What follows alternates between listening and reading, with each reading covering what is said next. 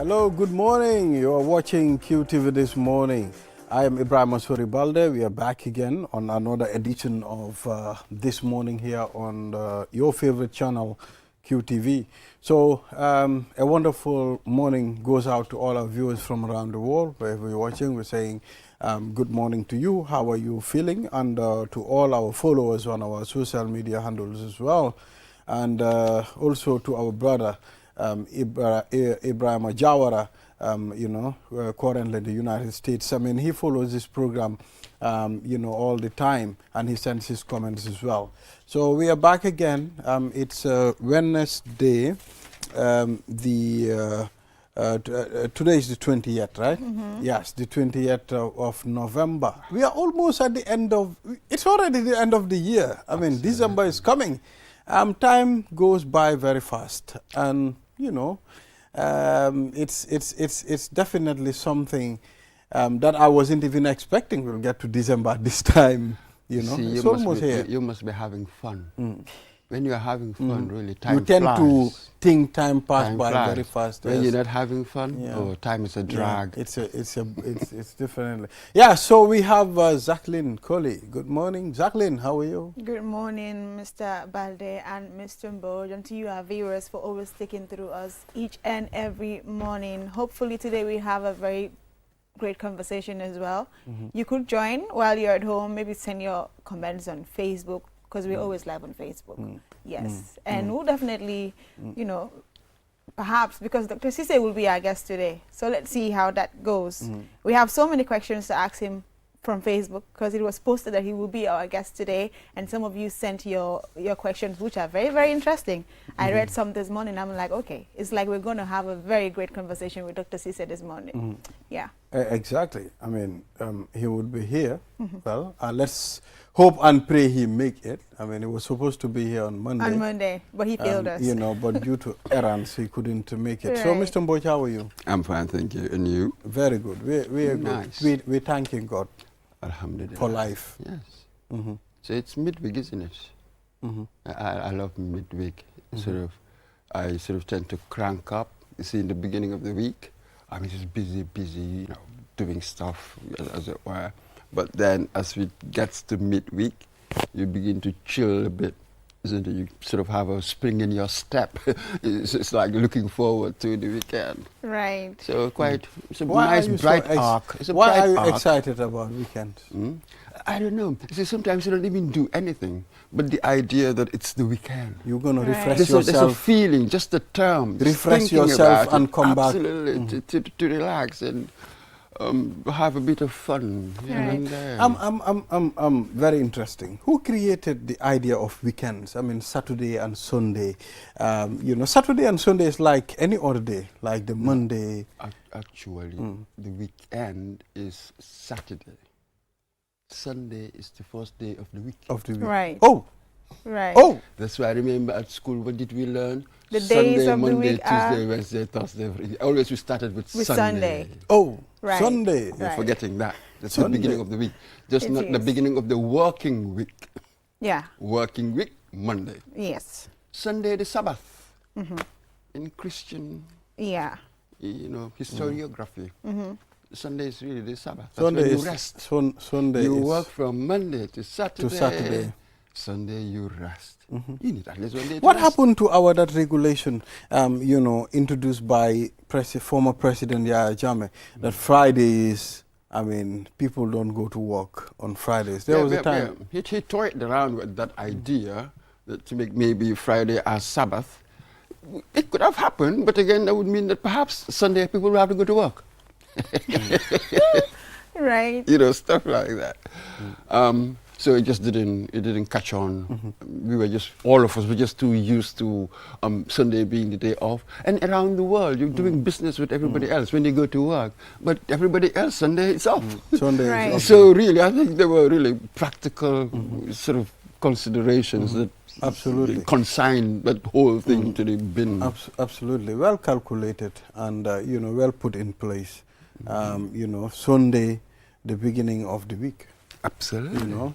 And this means you have only Saturday. I mean, to do Yes, whatever you the want to weekend do. is really Saturday. That's where the week ends. That's what it's meant. Well, I guess I don't have a weekend this week because Friday and Saturday I'll be working in the afternoon and I close late. So no weekend for me. It's gonna be work, work, work. Yeah, but why not? Especially when you're young. Right. Maybe to some of us. Well, back then there was something they called samedi soir. So We don't have that. No no, more. it's all Yeah. gone. You see, because it was assumed that you're working from Monday to Friday, so Saturday evening you're going out hanging with your friends Samedi and soir. dancing, samedi Balfuser. soir. Yeah, balfuser. Yes, Bal- that's another bal- one. Salsa night. Balpuser. That sort of thing. Yeah.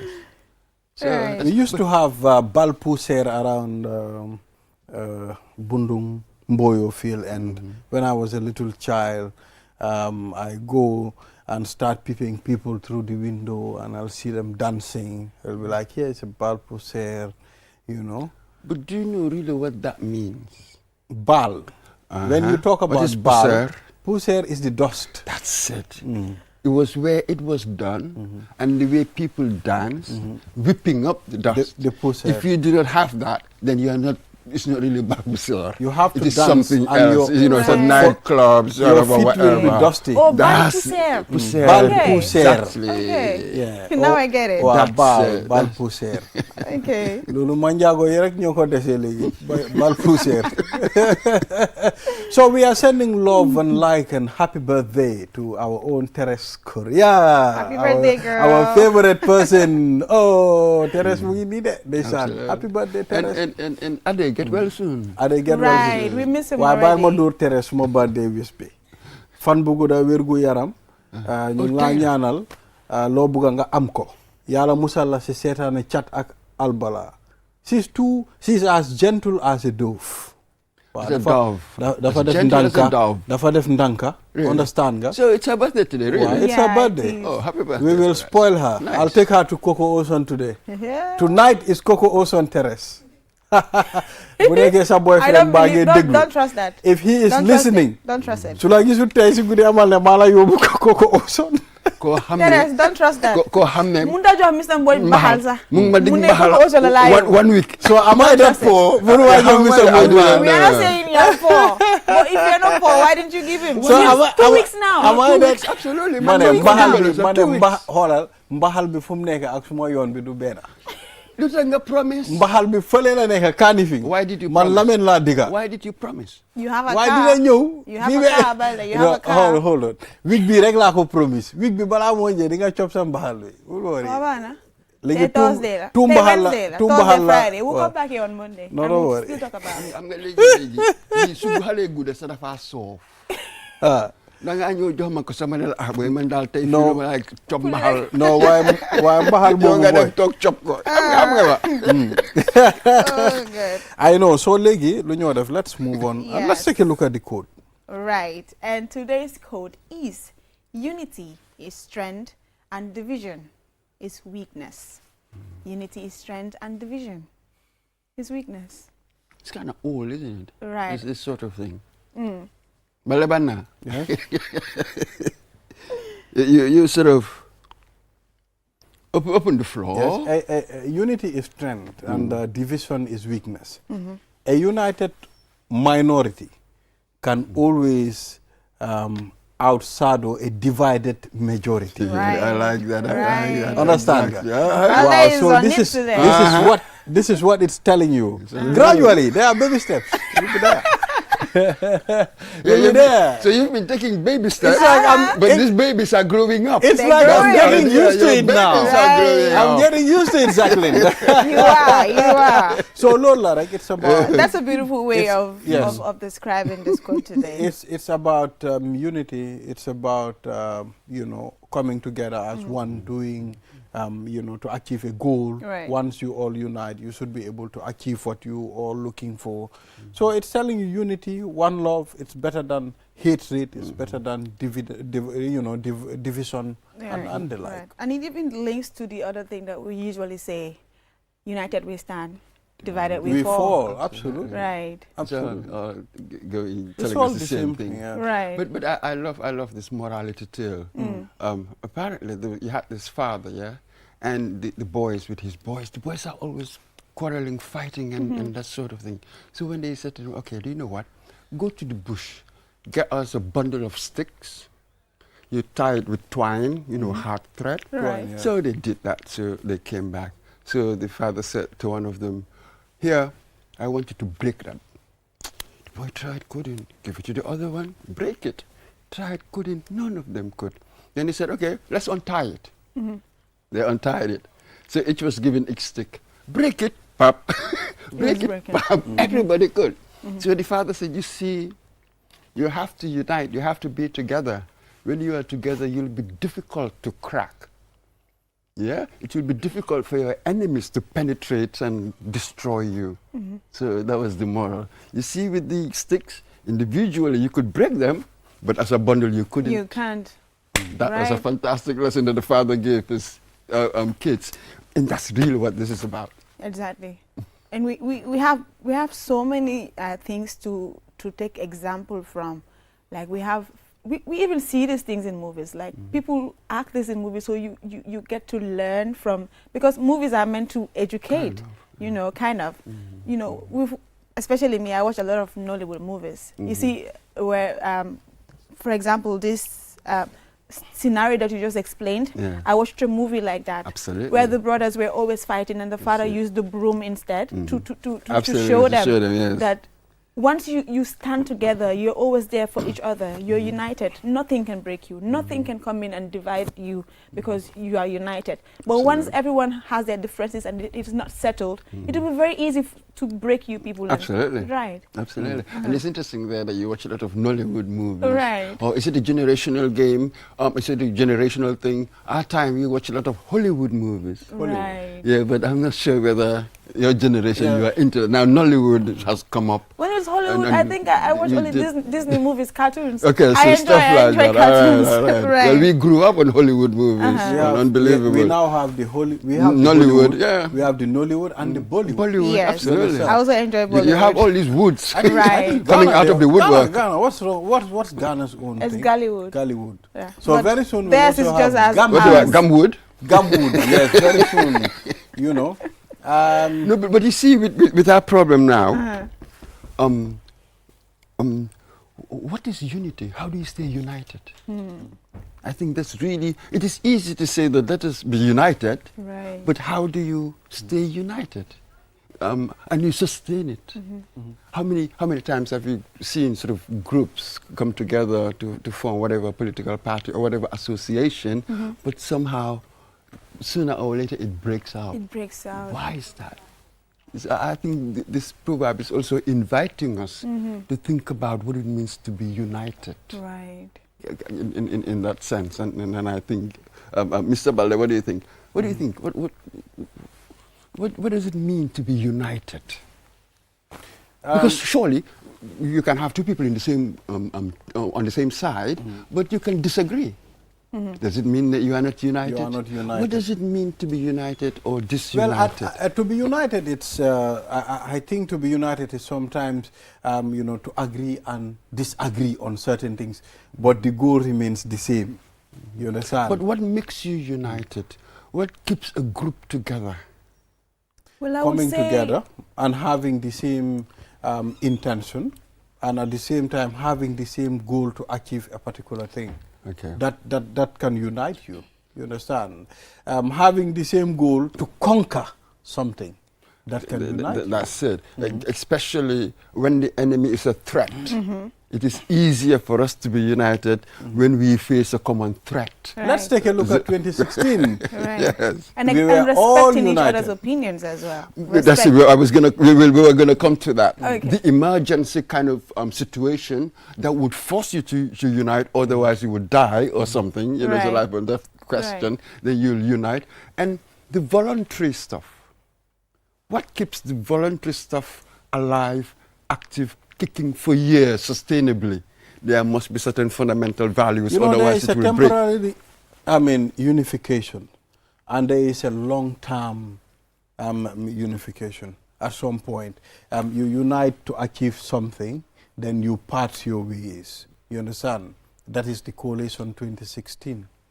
Unite to usher out a dictator, and after that, everybody part your ways, you go your own way. This is what I mean by emergency situations. Right. We come for a certain common purpose, we defeat it's that, done. that's it. But I'm talking about the other one, voluntary organizations. We say we are for development or gender equality and that sort of thing. Right. Of course, this is a longer term project. What will keep you together to be active and dynamic and delivering the goods sustainably for years? Very complicated. That's it. This is what I mean by then the fundamental, what could be the fundamental glue? Then perhaps we're talking about shared values, common vision, and then our relationship sort of characterized by what? Justice. There must be just in our relationships. There will be tolerance for our errors. Errors will come. There should be accountability for trust to emerge. You see how complicated it is really to form a group that would work over a long term. Absolutely. This is why we get disunited all the time. Look at the whole of the continent. We all know that should we be united just like the bundle of sticks, then it should be more difficult for others to penetrate. But it is so difficult to Mr. unite. In fact, I mean, is it not easy to talk about united, to talk about it by word of mouth? It's easy. But to leave it, Absolutely. that is the biggest thing. That is the difficulty. That is the difficulty. Because you have, just as you've just heard me, mention all these different concepts, but they go to the very heart of it. For instance, justice. Some people will tell you that that's really the first condition of humanity. You can never build anything that would last if it is not based on just principles. Sooner or later, somebody will come and say, no, I don't want that. Stuff like that. They've even seen it in monkeys. They were experimenting. So the researcher with one monkey will be giving that monkey banana all the time. But with the other one, peanuts. The monkey could see that. Then afterwards, when the researcher came, gave the monkey peanuts, the monkey just took it and just threw it away. I'm tired of that sense of justice is amazing that it's even in monkeys. Extraordinary.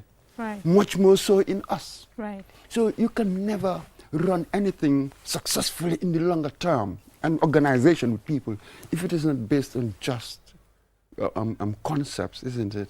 And others, are we tolerant? Because where you have the potential for divergent views, only tolerance can get us through. Sometimes you will say things that I'm really very angry about, but you mean it. To you are being honest. You know what I mean? So being in a group doesn't mean that people will say what I like to hear, but that I am tolerant of stuff that even hurt me. that sort of thing. So that's why it's difficult, I think, to form a group. The tolerance. It's very difficult. I have joined a lot of associations, a lot of organizations. But when you look at them, most of these organizations that I joined, 90% of them are all dead. Yes, exactly. Because the different types of opinions that we have, some people cannot deal with certain things. You understand? So it's difficult to bring people together, even in an organization. Let's talk about our companies today, our working environments. It takes a great deal to bring people together, to put them under the same roof, to work according to the system. Following the system is the problem. Jacqueline, the system is a big problem. Create a system. Most places there are no systems. It's just a kind of organized chaos. They're just getting by. No. Because do you know what a system is? Far more structured. The very term system, I don't think it's a structured thing. No, Right. I don't think any organization that you see, there is a system. It's the people that bypass the system. Then there is none. Because within the system, there should be a mechanism for people who try to bypass it, it brings it back. Systems are more structured. Right. We tend to use, this is a system or that's a system. There is no system. System It's just, physically. it's just things are working. There is no physical system. That's it. It's The just practical. yeah. Things are working practically. Right? That's Right. all it is. Right. Like you go to the market. You see the chaos. You don't see people systematically queuing. Those who want to go to have fish, you can queue that way, others will queue that way. You go to certain societies, you see how they move, you know, man, that's a system. No. Everything is so orderly. Whereas here, things are chaotic in some markets. Everything is chaotic, so I'll bump into you. Oh, sorry. Oh, I want to get there. There's really no That's system. how it is, Even though right. you are getting your things done, Right. you know, you're buying what you need to buy. But if you think that there's a system operating, what, you see, with a system, what can I predict? How do I reason from one to the other? What leads to it? It just doesn't work as a system. That was why I said to Halifa Sallah, he said system change. I'm like, Halifa doesn't that assume that there's a system, but I don't think there is. Wow. See, my critique is more radical. That's a Right. different debate. Right. But to form a system is not as easy as we think. It's not. So this is where leadership comes in. Right. Leaders create their societies. Right. That's what it is. Last night I was just watching a documentary on Mansa Musa. I just wanted to know so much about Mansa Musa. It was extraordinary. What do we talk about today? He was just that. He didn't need to go through all these leadership lessons. Skillful diplomat. I was surprised to hear that. He wasn't always cruel, and he knew about science. Methodology was very important. Blacksmiths were highly valued. Right. So that's technology. So that they were the ones who were making all this metal work, and his military as well. So leadership makes all the difference. It does. That's does. the thing. It does. Yeah, well, the system. Yes. At some point, Leaders there's can unite you. There Leaders is can. there is no physical system. You understand? For me, I believe the people are the system itself. The people make the system work. Without the people, the system cannot work because the system is there for the people. We It's like we Bala talked about wasn't it yesterday, listening. didn't we? Right. We talked about it yesterday. We said, Uh-huh. let's be careful. You have a feedback relationship, isn't it? No, Of course, I am listening. I just want to drag Yeah, him back. Okay, you you know, wanna drag human him back. beings, obviously, human beings create institutions, obviously, yeah? But something else happens. Sooner or later, the institution sort of gathers around itself a certain culture. So I go to work for that institution, then I subordinate whatever I am to the demands of the work, the culture of the institution. So you created that, but then you subordinate yourself to accept. Absolutely. To accept. So that the institution will work. Exactly. You know what I mean? Yes. Otherwise, the institution cannot be synonymized with the individual, with the person. It's not a personal thing at all. We have processes, procedures. That's what we need to follow. So I, as a managing director, I must subordinate myself to the rules. We made them, but the rules are greater than I am. So this is what we mean by institutions and people being in a feedback relationship. We make them, but they rule us. And that's how it should Absolutely. So that's the code for you. Now let's take a look at the stories on the newspapers. And do you have them? Exactly. Yes. Oh, you And first, don't? before we even move further, yesterday we discussed, I think the headline was on the Standard newspaper, that President Barrow says that the Granite Prize will be a good one. And we said, what is a good price? That's it. Yeah. So today we've seen on the Fourier newspaper that government maintains the price of granite at $38 per kilo. Yeah. It is maintaining the price Absolutely, yeah. from last year. So Yeah, yeah. Who said that, Fourier? yes, No, that's what it's written. is what is written on the front page of Fourier. Fourier Government newspaper. maintained price of granite at $38 per kilo. And yesterday it was on the Standard, I guess, that President Barrow was saying the granite price will be a good one. And we asked, what is a good price? Absolutely. And today we have seen that they are maintaining the price for last year, that is $38. Is that a good price? That's it. It depends. Because let's put it all in context. Yeah. Government doesn't have infinite resources. When we do the calculation, how much can government pay for this? I think that's really the important thing, Right. isn't it? Right. So if I say that, well, actually, according to our calculation, it could have been 39 or 40, well, that's a different argument. Let's go and discuss and see. But we must keep in our heads that government government is necessarily restricted in what it can spend. A lot of people will tell you the way government is subsidizing this, subsidizing that. Some economic theorists don't like too much of subsidies. No. No. Where is the money you're going to have to go and do your capital investment or invest more in education or health and stuff like that? Because it's all going. So let us be careful here. If you're going to say that, let us do the proper calculations and see how much government can do. I suppose that they've done, that's why they've come up with 38. So now the problem begins that the competition, because perhaps somebody else, the Senegal is biased. Right. Isn't it? That's the other angle that, Right. that we talk about. Right. When they come with a better price, perhaps most people would want to go and sell Right. their produce. And talking about the groundnut steel, in President Barrow's first meeting, farmers were crying of poor groundnut harvest. That is what dominated his first meeting. The farmers were crying that the harvest of groundnut this year was poor. Or let's be careful, perhaps maybe in their locality. That's what I'm saying. Because we In need his to first look at meeting. in his the first small meeting. Yeah, region. that's Yeah. that's I only suppose region. you're going to have that here and there. Here and The there. important thing is overall, on the whole, what is the picture, isn't it? Right. Then afterwards, there's pockets of communities that perhaps hadn't done well. What can we do for them? But really, what we can judge, what really government should judge, is on the whole. You know, imagine you've got 60 or 70% done well. Then one or two people come and say that, you know, it wasn't so well for them. Then you use that to just say that overall they haven't done well. Well, coming back to the groundnut price, I mean, still maintained at is it 38? $38. $38. Per kilo. How much was it last year? The that's same. why The same. The same. It is maintained. In connection with this, for me, I cannot comment much.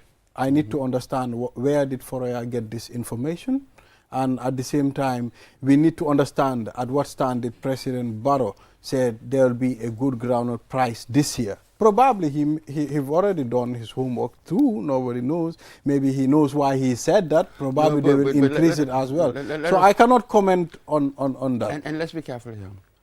Good is a subjective evaluation. He's a politician.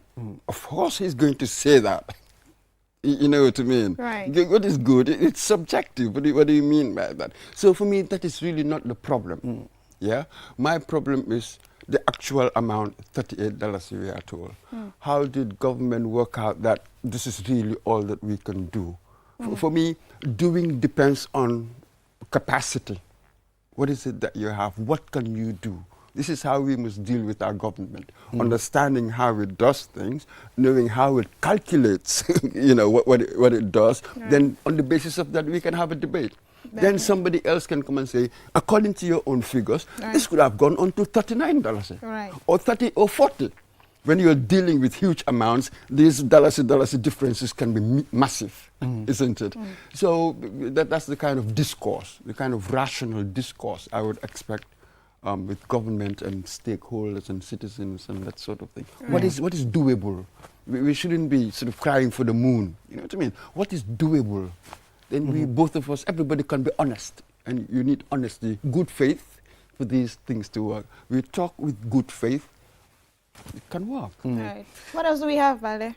Exactly. So in connection with poor ground harvest you're talking about, I mean, I think the Minister for Agriculture, I mean, is part of the tour, and he should be able to note down certain things and maybe the experts will be able to advise the farmers maybe on poor harvest. So, I mean, what leads to it. Sometimes it's a matter of, you know, that season. You know, at times you can predict a good or bumper harvest. At some point it turned out that way. But still the agriculture experts would be able to do something about it. Yes, well, imagine that every year you have certain areas that really do so well. Absolutely. And you would expect that Ministry of Agriculture or all bodies, you know, associated with agricultural activities, you imagine that they'll all be sort of involved in all of this, and the forecast perhaps would have said that maybe in some areas you'll have floods, in some areas you will have that. Now, what do we do when these things happen? Because I do not see any point in just taking certain isolated incidents and try to build a molehill out of it. It's not a picture. Right. We all know that human beings, whatever we do, you see, we need to be mature in our judgment. Right. Whatever we do, certain things wouldn't go right. But I have to look at, on the whole, how did it do? Did it do well? Then the little stuff that didn't, now how do we deal with it? So one step at a time. I don't like taking isolated incidents, you know, sort of, what do you call it? In a teacup, storm in a teacup. Right. Creating a storm in a teacup. We as should they know say. that by now from you. You've been repeating that week long. I mean, Absolutely. right. So no, All right, none Balde. of that matter. Anything, Balde, I don't anything do that. more left? We have a lot so for Dr. Cisse. police arrest Nigerian for alleged online fraud. I mean, Yes. well, it's I mean, it's a common thing. Big It time. happens all Big over. It's time. just a matter Right, of and there was this opening time your- that I read the news on African News Roundup where the BBC, was it or VOA, that visited this place in Nigeria. The academies. Yes, that's all they do there. They teach people how to defraud people online. I mean, it's It's a matter of becoming opening rampant. your eyes. I mean, our this day and age, it's more prevalent because we use the internet often. Even little boys can use the internet to do whatever. It's like drinking water to get Yeah. into to Yeah. hack people's Yeah, phone yeah. and laptops There are to experts, these people. They're who experts can in what do, they do. things like that. So know. it's a matter of just opening your eyes. The People internet like me, makes- we know nothing about technology. It's a new technology. Right. Whenever you have these new technologies, the prospects are absolutely massive to do good. Right. But technology is really neutral. Depends on what you use it for.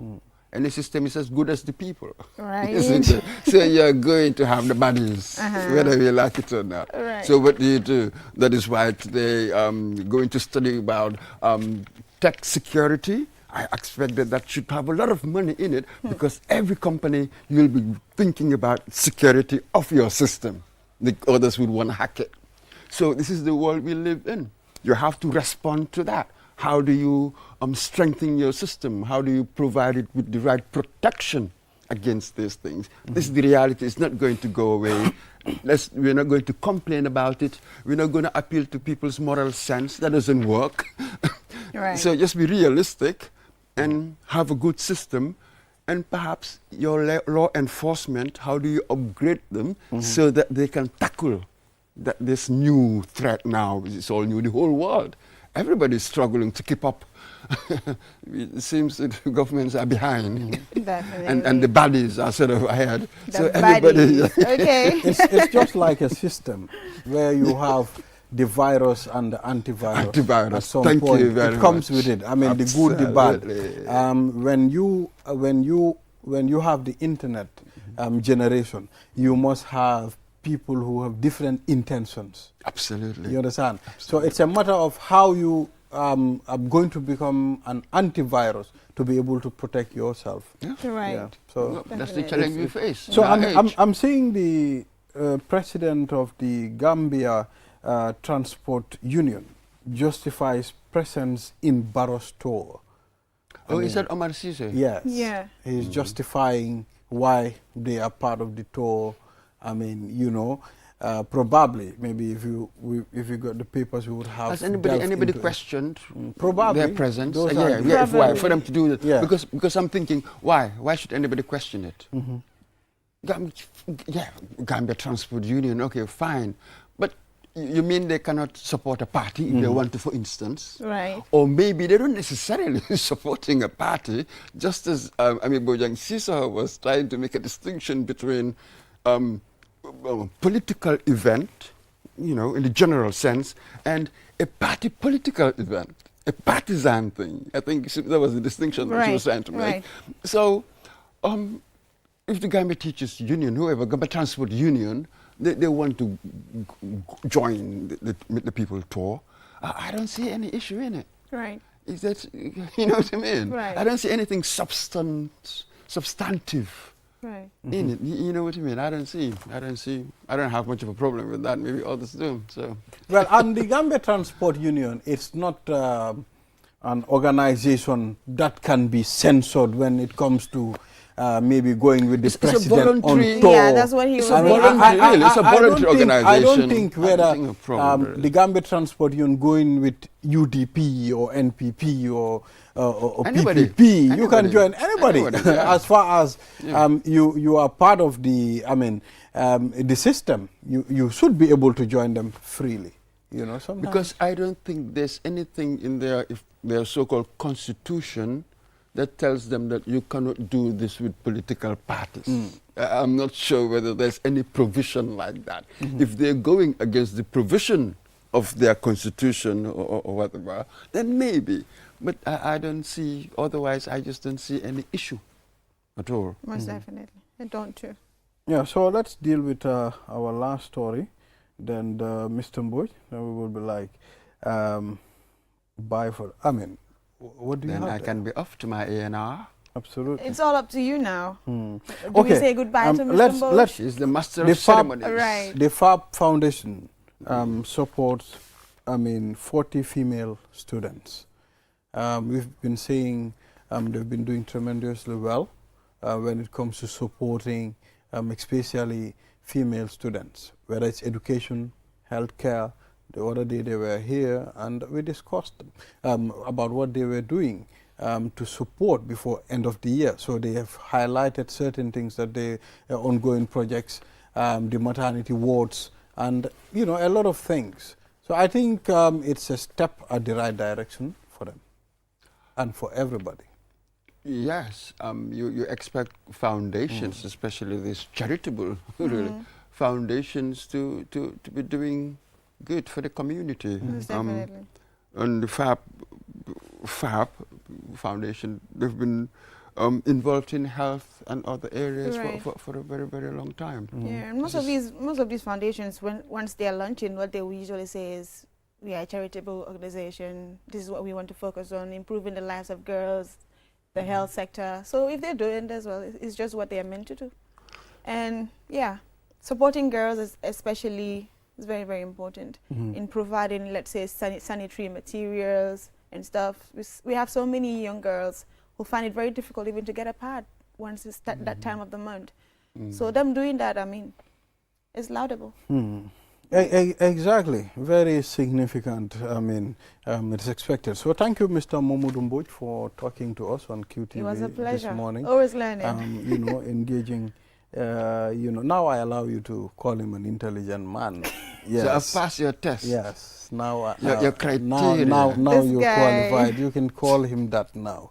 Yeah. So You can thank as well get him the mahal after the When show. is Ade coming back? I think we need to catch you with Ade as well. No, let him convalesce. Just give him Right. time to convalesce. He's been working really hard. Get well soon, Mr. Ade. We miss you already. All right. Yeah, so thank you, Mr. Mboj. At this Thank point, you, we'll take Mr. a short Balde. break. After the break, we'll be talking to the Minister for Information, Dr. Ismaila Cisse. We'll be right back. Toma. First time cross, really threatening, and it's dropped for Minte, rifled in! Out. ndax xam nga ne ak sa Q-Money wallet bi mun ngaa jënda cash power te doo si fay dara mun ngaa jënda bellu tollu si fanweeri junney dalasi jëfandikool ak suñu app bi wala nga dial *323# nga toppa sarta yi busal 3 pour jënda Q power soo paree nga tànn register meter soo paree nga dugal sa meter number bi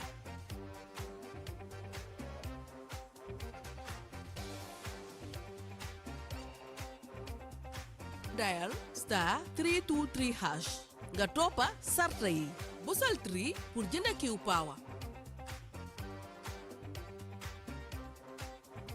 busal benn pour tànn app bi nga bëgg a jënda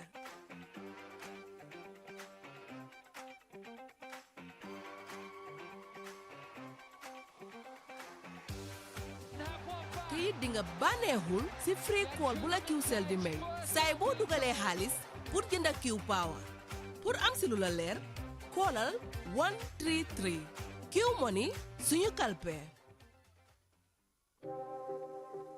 Atanang oro mobile amen keso ura andere Q mobile on no yade jamano tenon kadi no webi nafitora golmo tenon mo jogi piji buyi battery on ko balɗe tati FM radio lampu memory card storage ko sim card ɗiɗi o ƴettata ɓura andirede dual sim dogu joni yaha ka customer care center ji amen soda oɗo mobile temeɗɗe jeego rek te a heɓay temed tati minitaji ɗi anduɗa a wowlay te non a heɓay kadi ko ɓura andirede temed tati sms te a yoɓata hay hunde ɓe sendanama ɗum e nder lebbi tati si tawiɗa faalahin ko laaɓi noddu qcell customer care e 111 qcell suñu bos minen udditi laawol ngol si woɓɓe jokki ɗum no yaadi e sartaji Felenting a Q-Smart anin Q-Smart Plus na faaliye hade natal senyaringol set aka wallata akata bake yenyin soto kat ko mobile tariyarin ba andum foka pare ala batterio beta ala wati janda aka ji Q-Smart ya 5.9 immersive display la soto nyindu mu dalasi wuli sabanin kemenani da malati ni mobile o nyin sang iba bondulo soto la min tata for 15 GB andum kemeni muang free talk time fanam betara yele warning keme saba SMS o foka pare nyimbe mu free lati ni mobile o nyin sang walante fana ni lafta Q-Smart Plus la wo fanam bijele ice screen warman bala soto minketa 6.5 inches te anin dalasi wuli nani damma isa nyi mobile o soto no andu foka pare afana nim bundle package ole nata iba 30 GB data soto la yekeme saba SMS o soto ani yekeme ni muang talk time soto nyimbe dum hani feng ita jola kana tu koma ila Q-Smart ni ila Q-Smart Plus soto B kabo Q-Cell la isa nyi mobile o soto no B na customer care belt o mimba nyi banko kan momo lafta kuma ko yo moy la nyinto isa na customer care bunjulola ni 111 Q-Cell suñu boss dole silo wala dole abulan numa nyindum ani sartolle nata Mitoma. First time cross, really threatening, and it's dropped them.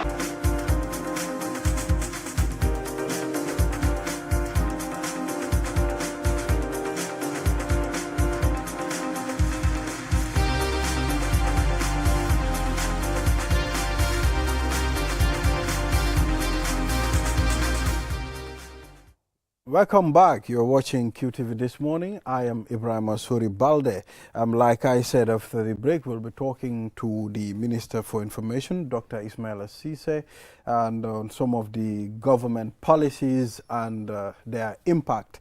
And of course, we'll also be engaging him on the media, as well as some of the policies. It's very significant to have Dr. Ismaila Ceesay here. Doctor, good morning.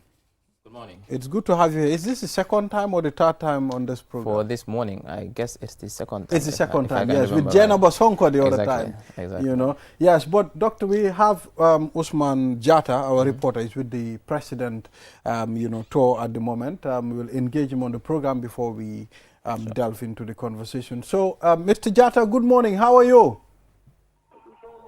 Thank you so much. I'm fine, Mr. Balde. Mr. Jata, how are you? I'm good, Mr. Balde. I'm fine. Yeah, so what's going on, man?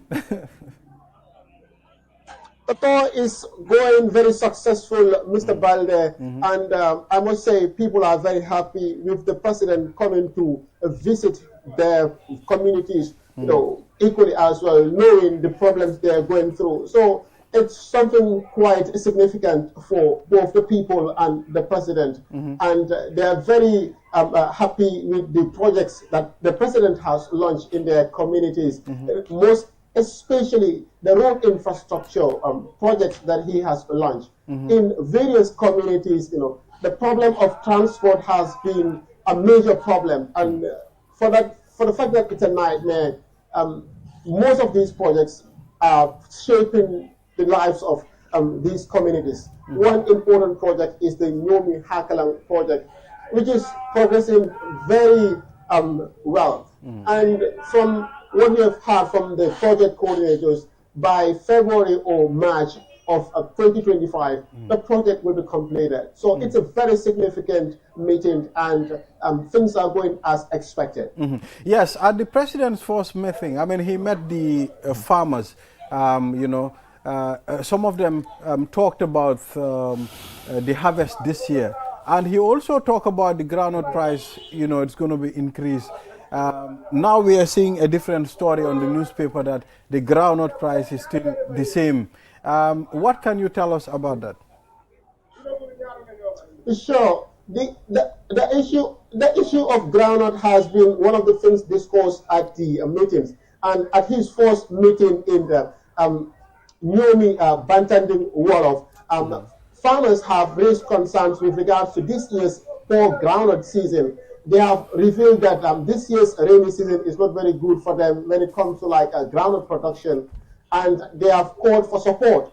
And in doing so, the president has revealed plans that like they would buy the price of groundnut like they were doing in the previous years. So despite the fact that there is they registered a poor groundnut season, the government is willing to come in with efforts and strategies to make sure that they buy their groundnuts are bought at prices that would help complement their losses. So they would be buying the price of groundnut like to that of the previous years. So it's going to be the same price that is going to be maintained. And yesterday the president did mention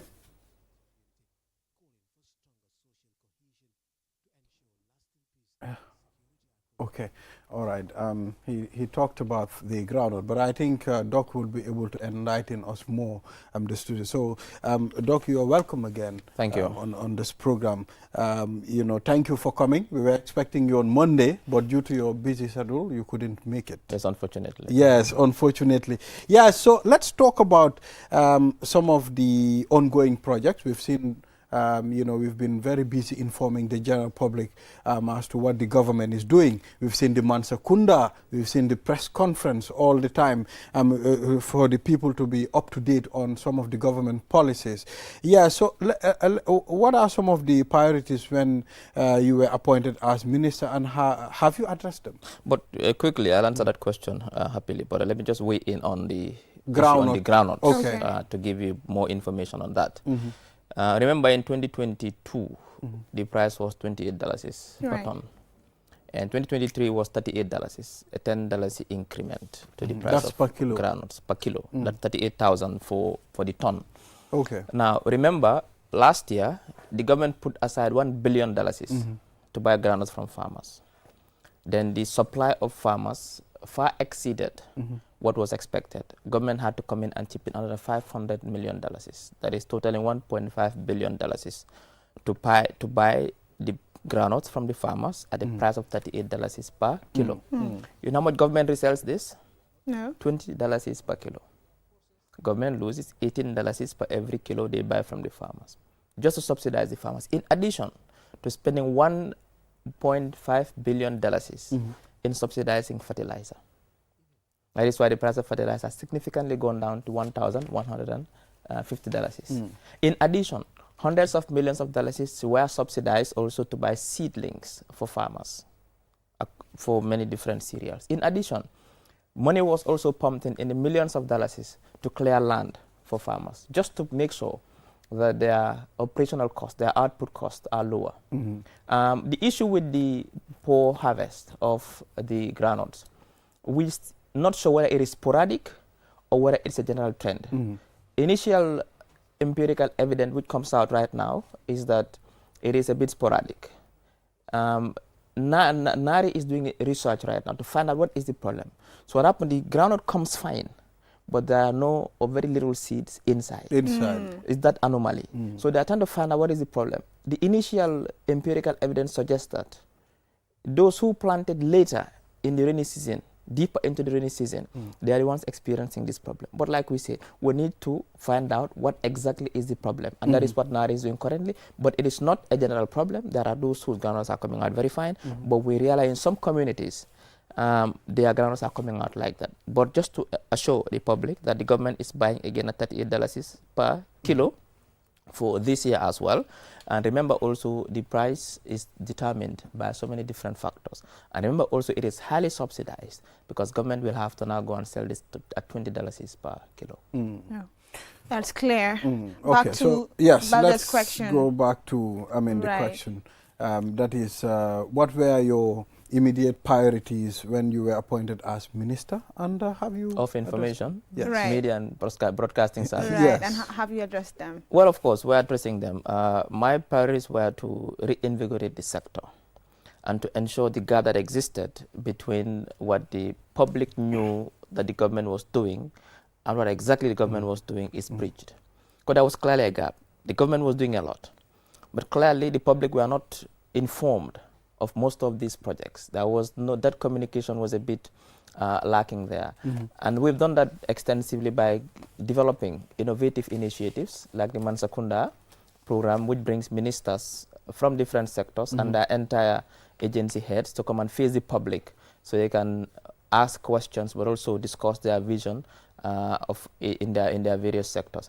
At the same time, also we revived the monthly press conferences as well. In addition to that, we are also using social media a lot to make sure that constantly information is disseminated.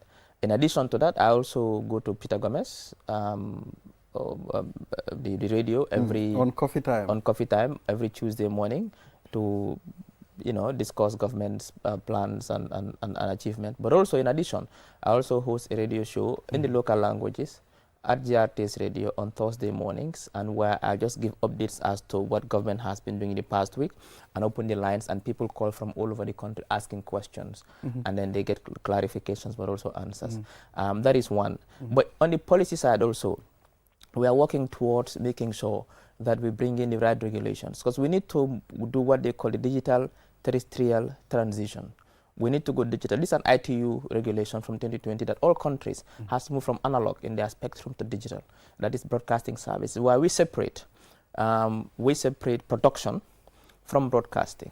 It means that when that happens, households, even QTV can have QTV1, QTV2, up to 20, and also households have access to fine production when it comes to broadcasting. We are working on that diligently as we speak. We're also trying to sanitize the radio sector. That is why, if you recall, recently we've revoked the license of some radio stations. We observed that some people had a license, but were not operating. We had to now clean that, and we are coming with new regulations in terms of also what is, guidelines as to what is needed to establish new radio stations. We also, the ATI, Access to Information Law, was passed by Parliament. Doctor, in a minute I'll be back. Usman is on the line again. So let's talk to Usman, then we continue with the conversation. Yes, Usman, sorry about that. Welcome back again.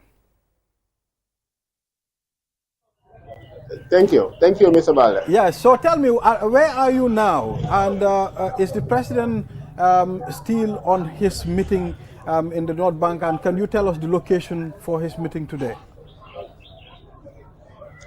We're currently in Farafenni, where we're lodging, actually waiting for our next departure. Okay. So by 1 or around 2 p.m., the president's convoy will be heading towards Basse, and we're expected that probably by 7 or 8, we will find ourselves in the Upper River region. But before that, the president will be conducting a host of site visits, like in project sites, to assess the level of projects, like in Nyanija, where we'll be looking at the development of electrification, and this forms part of the most important projects of the government and that of the president as well. So it's a very important initiative taken up by the government. Most of these communities were not electrified, but now we have seen a significant development. We have seen the installation of poles, and it shows that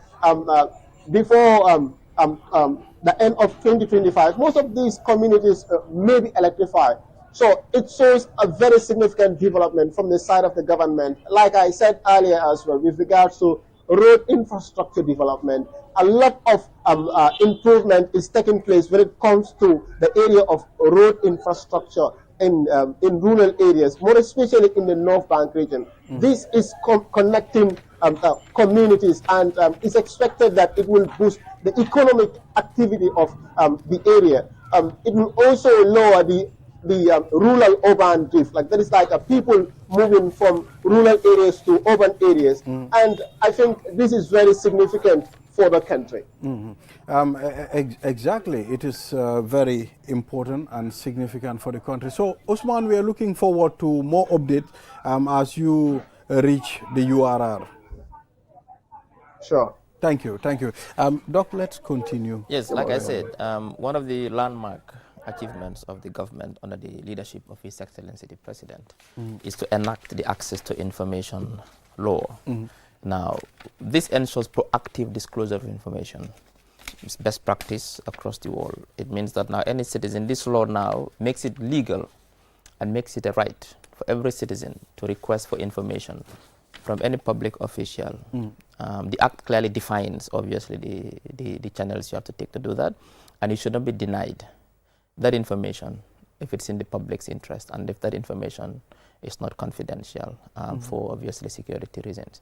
We are making the regulations now to be able to define which information is not supposed to be for the public because of security reasons and which can be out. It means that you now can write to any MDA and say, my name is X, I'm a Gambian, I'm requesting for this information, and that should be what they call a gatekeeper or an information officer within that ministry. Currently, we've written to all the MDs to send us the names of their gatekeepers or their information officers, who we know that when you write, they'll write to you back within, they must write to you back within 48 hours to acknowledge receipt of your letter and must provide with information that is needed within 5 days or tell you why they cannot give you that information. And this is by law.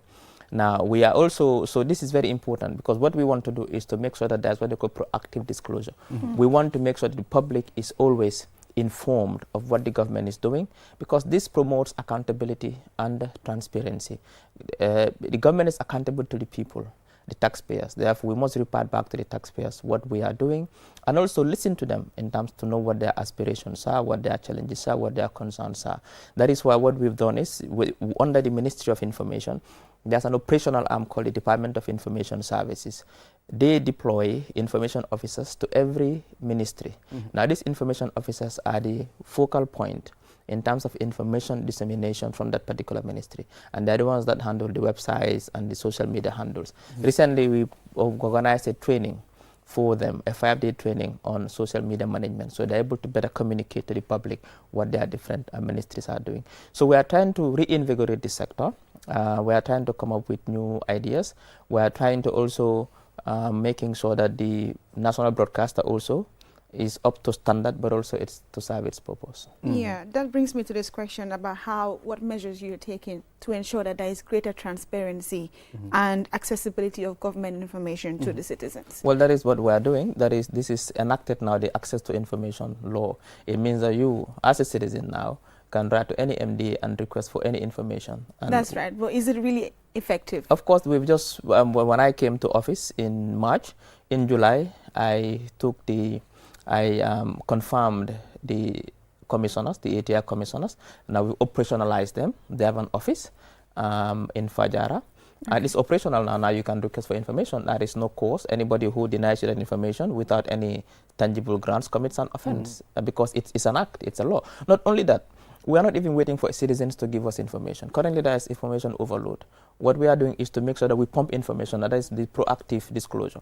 We are not waiting for citizens to come. That is why we have the information officers. We are training them. We are making sure that every day we send information out. That is why, as an information minister, I'm always on the airwaves. I'm always on TV. I'm always accessible to people.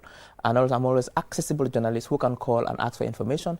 If I don't have it, I'll engage the sector minister or the sector technicians to get information and share it. We are not waiting for citizens to come because just how like government, it is government's responsibility to provide basic services like electricity, like water, like education, like security, like good roads, like social services to the citizens. It is also a right of the government to provide citizens with information so they can make informed choices. Right, you talk about citizens. We also engaged them that you were coming on the show, and we made it known to them that they can send in their questions. We have a few questions from people, but before that, you talk about that is, you have a lot of information coming in. Coming out now to the public. Coming out to the public. But how is your ministry working towards tackling misinformation and ensuring that cybersecurity in media platforms? Well, it's a challenge. Currently, there is a It is. cybersecurity bill which is in Parliament. It will soon be passed into law to make sure that we deal with the dangers of within that sector. But however, these information disorders, we call them disorder is misinformation, disinformation. Right. What we are doing now is currently we are working on with private sector partners to do a campaign. It's supposed to be done in December, but we are moving it to January, in countering disinformation and misinformation. There will be social media campaigns, but also there will be community service campaigns. We'll go into different communities across the country and have community engagements in the form of town halls. So we teach people to identify disinformation and misinformation, but also understand how its impacts are detrimental, not only to human development, but also to societal development. So we are working on that. So there will be laws and policies as well. It's difficult to contain because it is linked to social media, and it's difficult to regulate social media. Very few countries that are democracies in the world are able to regulate social media, and that is where mostly there is the conduit of misinformation and disinformation. How do you regulate it? How do you maintain it? What you need to do, our primary focus as a government is to sensitize citizens to understand and be able to identify it and be able to understand its impacts. But also, not only that, we're also trying to ensure, remember, journalists play a critical role in spreading misinformation and disinformation. We are trying to also train journalists. We are trying to also build their capacity. We are trying to also make sure that we build a reservoir of journalists that are professional and ethical, but also competent in what they are doing. That is why we are working with partners and providing training opportunities for journalists. Recently, we've sent a few to China to go on training, but also we are trying to do more in-house training. And one of the components of the campaign we are going to launch is to provide a one-week training for journalists, civil society, and fact-checkers on the importance of understanding what disinformation and misinformation is, being able to identify it, but also understanding the impacts it can cause for humans. So let's, before that, let's talk about a little development here. What are we doing to diversify the Gambia's economy as a government? Well, what we are doing now, remember, government has critical roles to play. And one of the things that a government does, priority, is to maintain peace and stability. And I think the government of His Excellency Adama Barrow has done that to the extent that Gambia is seen as an example. Now, once you are able to maintain that, you have to provide basic services. The most important is the provision and accessibility of food and essential commodities. Gambia is the only country in the world where, in fact, one of the countries in the world, let me just take that back, one of the countries in the world, some of the very lucky countries in the world where there are no shortages in terms of basic essential services. You cannot tell me that there is a scarcity for a particular essential service, not food, not medical services, not educational, nothing. That is there. It means that the government is doing that. But also the provision of healthcare services. You cannot tell me that there is a hospital in the Gambia where you can go to and you are not attended to, or you cannot be treated, or you don't have a hospital. To the extent that to make healthcare accessible, quality healthcare, the government has built high world-class health centers in rural Gambia to make sure rural population. That's right, but then again, you see so many reports on social media that you would buy your tickets, go to the health center, and then you will not get any medication. You have to go back to the pharmacy to buy. But some people even ask that question. I'll give an example. Right. I'll give an example. Right. Which country in the world today, a developing country like the Gambia, provides every medication to every citizen's ailment? So if you go to a particular health center and you need a particular kind of antibiotics, the government cannot know that, we cannot know every ailment and be able to put in stock every medicine for every ailment. And also there are also procurement bottlenecks. Remember, if government wants to buy a bottle of water, it can take you 3 to 6 months to buy that particular bottle of water. If you want to buy as a private citizen, you just go to the shop and buy. Government has to follow procurement process. Democracy goes with bureaucracy. Sometimes some of these non-availability of medication has to do with procurement bottlenecks. That is, the procurement has started, a supply is supposed to supply, and there are bottlenecks along the way. But like I said, in most cases, there are basic medication. But the most important thing also, if you cannot have it in the hospital, they can give a prescription to go and buy the drugs as long as it is available in the market. But they feel once they buy a ticket, at least they are entitled to get 1 or 2. But to go and buy everything. Yeah, but what I'm saying, how much is the ticket? You know, 25, and then exactly. Can cost Which country in the world? $75. Which country in the world gives healthcare service $25? This is highly subsidized. And you want to pay $25. You want to see a doctor. You want to be scanned. You want to get medication on top of that. Who pays for it? It is the taxpayers. Gambia government doesn't have natural resources. We rely on, and that's why a question comes in: how do we diversify? But they do charge for lab and scanning fees. Yeah, but at a very discounted cost. Okay. How much do they charge at the hospital compared to what you do outside the hospital? All these are discounted. What if you look at the current budget, which is called the program-based budgeting? How much is allocated for healthcare? Over $5 billion. In fact, it takes the chunk of the budget. And remember, you talked about diversification. Government has to get money to spend. And recently, our budget, for the first time in decades, we have almost a balanced budget. The GDP, the budget deficit to GDP is 0.1%, $198 million. Where in even developed countries, they have 5 to 6% of deficit to GDP. So we've done extremely well. But remember, we have to build roads. People are calling for roads. One of the longest roads we are building is the Hakalang Road. 87 kilometers. 87 kilometers. 75 culverts. It's long. I was there 2 days ago. It's long. It's a place where before when a car passes, another 24 hours another car will pass. We're building a road. We've built over 1,000 kilometers of roads. Education. You need to build schools. You need to build more classrooms. You need to bring quality education. You need to provide security. You need to pay the armed forces. You need to police uniforms, salaries. You name it. So it's like it's social services. So higher education, research. So it's important for people to understand that no government can provide all the services to all the citizens at the same time. What governments can do is to prioritize. And $25 is to get access to healthcare happens only in the Gambia. That is why recently we've seen even people who live in the border towns of the Gambia, outside of the Gambia, come to Gambia to access healthcare. So, Doctor, how can we control that? At some point, maybe it's not even enough for our citizens, other people coming into our country. I mean, wouldn't that be causing a lot of damage as well? And also, let's talk about the health insurance package. What happened to it? Is it still no, it's on. In fact, it's in the budget now. The national health insurance in the budget. This will solve some of the problems you are talking about in terms of people who are eligible to access healthcare in the Gambia will not be able to access it. But people have to understand that Gambia is not a resource endowed country.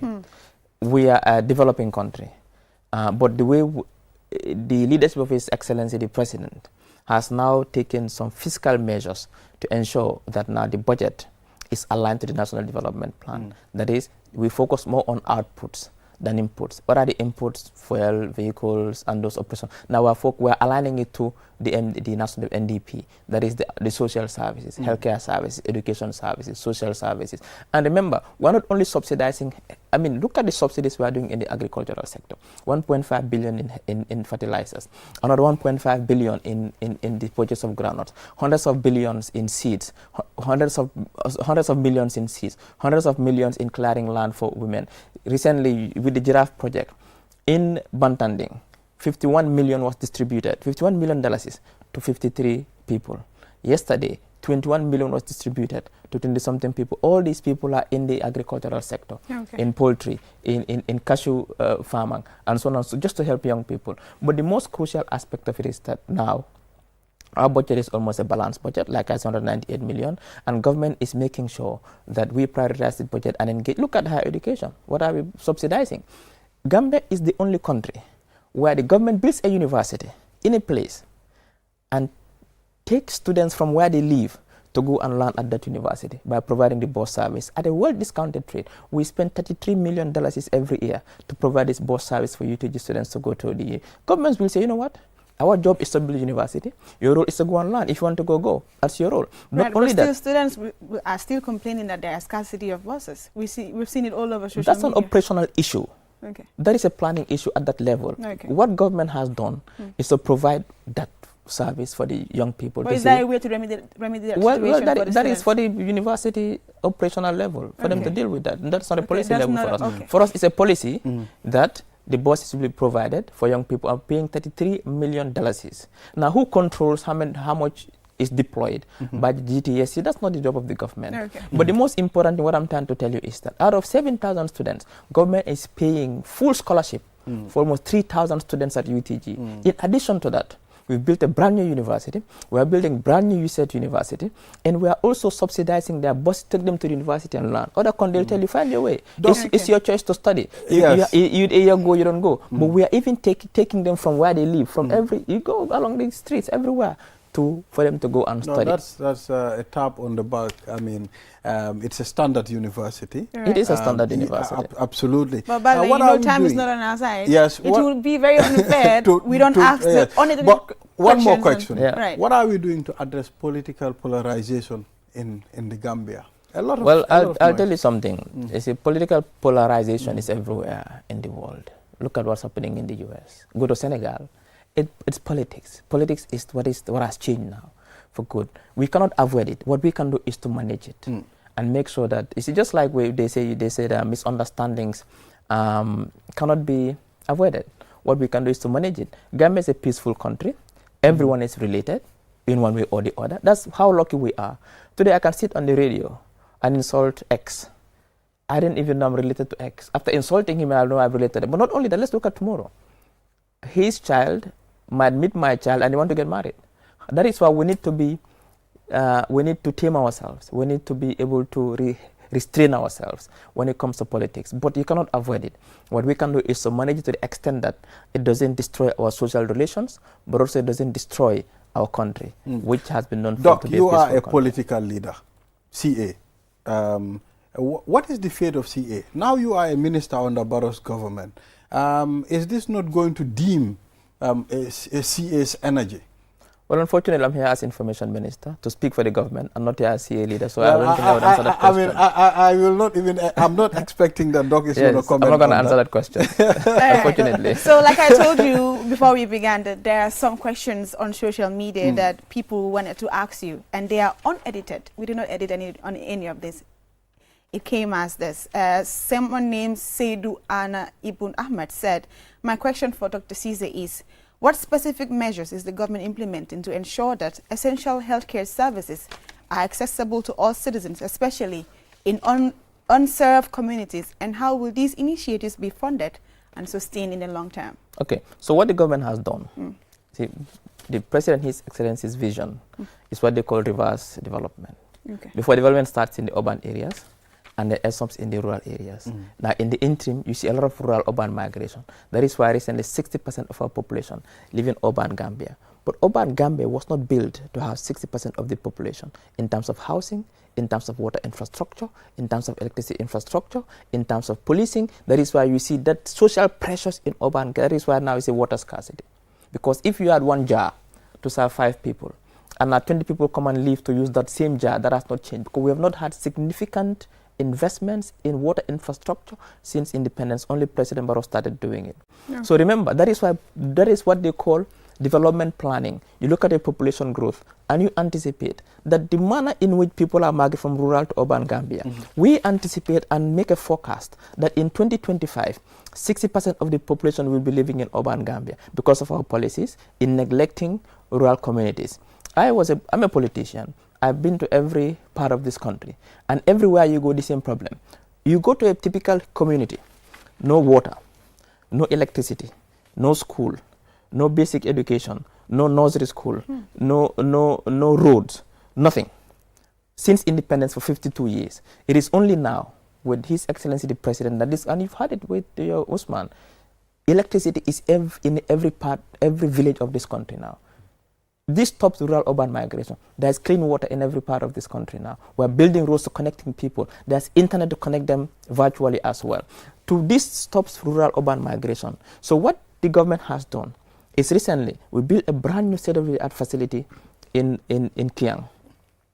We've built one in Basse Tumanda. We've built one in Mankamankunda, in Sise Majao, in Salikene, and we've laid a foundation for it so that healthcare is not only based on quality, but it is accessible so that if I live in a particular village, I don't have to trek miles to go to access healthcare, but healthcare is brought to our doorsteps. We've also started a new postgraduate program at the EFSTH to ensure, because if you build these facilities, the infrastructure, and you put the machines, but the human as component is not there, the doctors are not there, it's a waste of resources. So what we are doing now is to train Gambians to become consultants and specialists in different clinical fields, so they can be able to be transferred there in this, so that every village, every hospital that is there, there's a consultant, there's a specialist, but also there are doctors, so that they don't have to bring them to Banjul, refer them to Banjul if they need to see a consultant or a specialist. That is what we are doing. Okay. We are not only now, we are doing two approaches, a dual approach.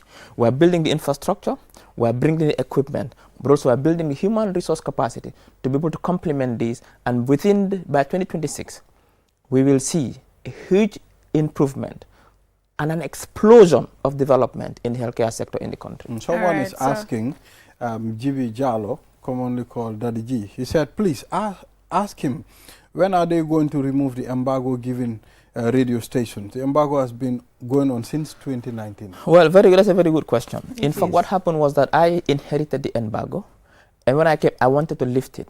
And I looked at the landscape and realized that we cannot lift the embargo like that, because we have people who have licensed and are not operational. So we started doing that cleaning up and coming up with new guidelines. Why with new guidelines? We realized that almost 85 to 90% of radio stations are operational only in urban Gambia. But information should reach rural Gambia as well. We are bringing new guidelines to ensure that anybody who is to be given a license, you must be operational within the stipulated time as indicated in the IC Act, but also you must be able to serve entire Gambia and not just do commercial radio. How many commercial? Over 38 commercial radios in urban Gambia alone, and they all do the same thing. Music commercial. But radio is a learning tool. It must educate the population. It must sensitize the population. That is why now we are coming up with new guidelines. It's almost done. We are working with PIRA, the regulator. Once those guidelines are done, we sanitize the sector. We are going to announce those guidelines and lift the embargo. But another important message the president passed yesterday is the restructuring of the salaries of the civil servants. Good news is coming in January. There will be huge boost in terms of the salary increment of civil servants in January. And he said it very clearly. The manner in which we do it. Because if you have a flat increment of 30%, it's unfair. It's not equitable.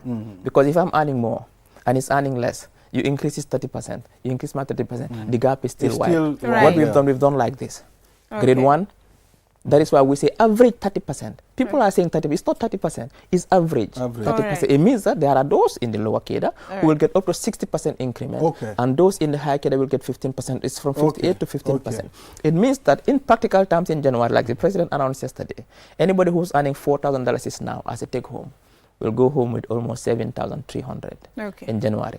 If you're earning 40-something thousand now, you'll go with over $100,000 in January. This was difficult to achieve, because the donor partners who we work with as well, we are not saying, they say you cannot do this, Gambia, because you don't have the finances to do this. But His Excellency the President was adamant, and he was very focused and determined that this must be done, because the cost of living crisis has impacted many families, and the only way to cushion it, to lessen its impact, is to increase people's salaries, particularly those in the lower cadre of the civil service. Talking about rising prices as well, Momodu Yaya Jallo has this for you. He says, what mechanisms are they taking to address the skyrocketing prices of goods and accommodation in the Gambia? And he also wants to know, what are your strategic plans?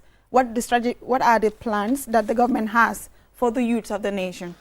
Now, when it comes to the skyrocketing, it's not skyrocketing anymore. Go to the market. Prices have stabilized. Have they? Of course. You cannot tell me that this, you know what skyrocketing? It means every day there's an increment in the price. When was the last time we saw an increment in the price of a bag of rice from 2,200? It's not skyrocketing. That is why the current studies tell us that inflation has reduced from 18% to 9% recently. And the target in the medium term by the central bank is 5% very soon. And this is what obtains even within the EU countries. They keep inflation at 4 to 5%. So in that front, it's not skyrocketing. Now, when it comes to the housing sector, it just needs more regulation, which accept there's a challenge there, because regulation is a bit lax. Landlords tend to just increase their their rents as they wish, but also come with conditions that are not favorable to tenants. The government is looking at that very seriously, and very soon will come up with proper regulations to also regulate the housing sector. When it comes to basic commodities, let somebody prove me wrong that prices are still going up. Prices have stabilized somewhat in the market. Now, when it comes to for the young people, the government is doing a lot for the young people. You see, young people, every human being that God has created has its unique potential. It needs to be identified and developed. It's just like every conductor like crude oil. If you don't find your crude oil and refine it for public consumption, crude oil is useless. What the government is doing is to make sure that we invest in the education sector. That is why it starts. That is why we have built more classrooms than Jammeh and Jawara combined together. We are building over 600 classrooms per year. The president said it, that he's building 10 classrooms per week. And people were thinking it was a joke. No, it is true. Because if you have 52 weeks in the year, and you are building 600 classrooms every year, and this is data from our partner, that is the MRC Holland Foundation, who are building these classrooms. It means that on average, you are building 10 classrooms per week. And in rural community, and for one of the tours, one of the site visits is computer labs in places that I've never dreamt of a classroom, let alone a computer lab, in the deep heart of Gambia. And we're extending education. So the best way to invest in young people is education. We're investing in education. We're investing in skill centers in Demban, in Kanilai, in different fields. In fact, we've sent people to go and study fishing,